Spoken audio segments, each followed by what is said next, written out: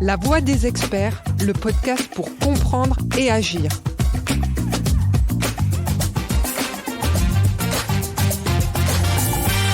Bonjour et bienvenue dans le nouvel épisode de notre podcast La Voix des experts, dédié à la durabilité et à la conformité réglementaire. Aujourd'hui, nous allons parler de la biodiversité et de comment l'intégrer dans les projets. Je suis Bénédicte Tiblier et je suis ravie d'accueillir notre expert en écologie, Nidal Issa. Bonjour Nidal. Bonjour Bénédicte. Nidal, la biodiversité est devenue un enjeu majeur pour de nombreux acteurs.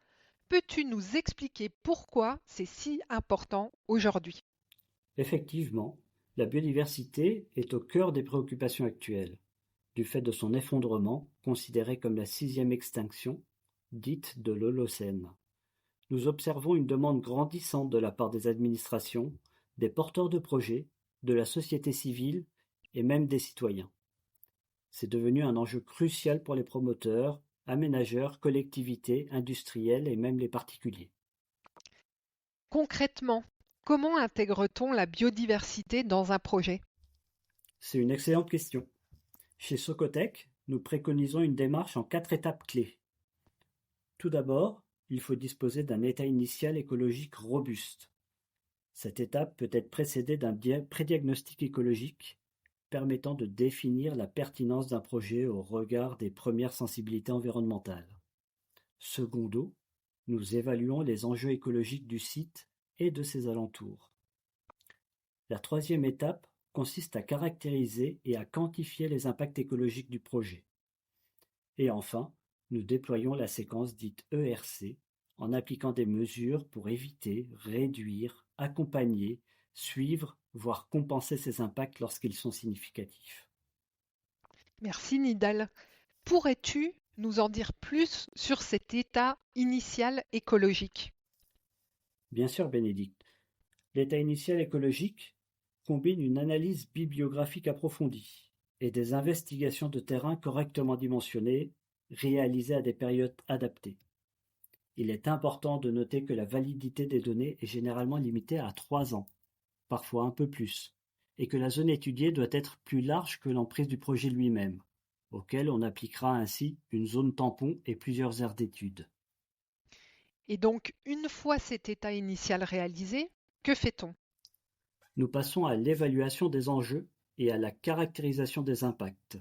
Cela permet de hiérarchiser les priorités et de quantifier les effets du projet sur la biodiversité. Ensuite, on applique la séquence ERC, éviter, réduire, compenser, définie précédemment. Maintenant, est-ce que tu pourrais nous donner des exemples concrets de mesures ? Oui. Par exemple, une mesure d'évitement pourrait être la conservation des arbres, abritant une espèce protégée comme le grand capricorne, une sorte de macro-insecte. Une mesure de réduction serait de réaliser les travaux en dehors des périodes sensibles, pour les espèces présentes et recensées. Lorsque les impacts demeurent significatifs, malgré les mesures d'évitement et de réduction, nous entrons alors dans la procédure réglementaire de dérogation aux espèces protégées et de compensation.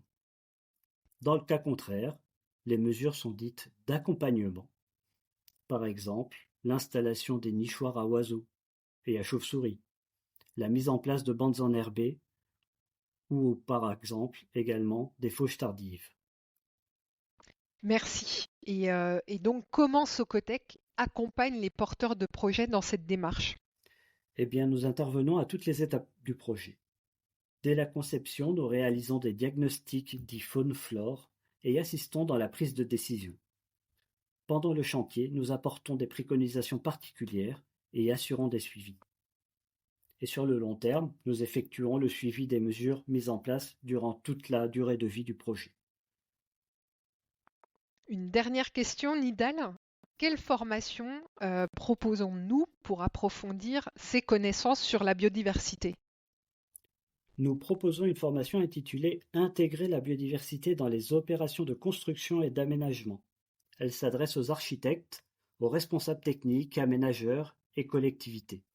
Vous pouvez vous rendre sur le site formation.socotec.fr pour avoir plus de détails sur les prochaines sessions. Merci beaucoup Nidal pour cette information sur comment bien intégrer la biodiversité dans le cadre de projets.